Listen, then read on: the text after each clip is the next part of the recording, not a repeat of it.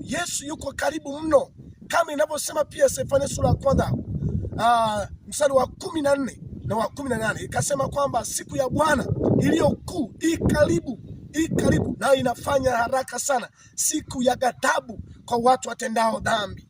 Nataka nikuambie mtu wa Mungu, ile siku ni mbaya sana, haielezeki kuliko tunapoweza hata kuhubiri. Siku ya mwisho ni mbaya mno. Hakikisha unaacha dhambi, na ambao hujaokoka unaokoka, unamkiri Kristo anaingia ndani yako, maana Yesu ndio njia ya kweli na uzima. Hakuna njia nyingine ya kukufikisha mbinguni isipokuwa ni njia ya Yesu pekee. Njia zingine haziwezi kukufikisha mbinguni. Njia ya pekee ambayo inaweza kukufikisha mbinguni ni njia ya Yesu. Njia ya Yesu ndio njia ya kweli na uzima ya kumfikisha mbinguni, na Yesu yuko karibu sana.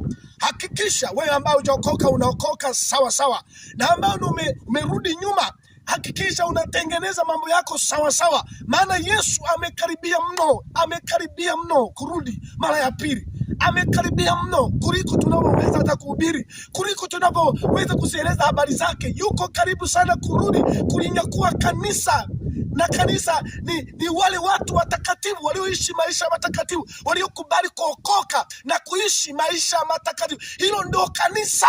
Kanisa sio jengo. Kanisa sio jengo. Kanisa ni watu waliokubali kuokoka.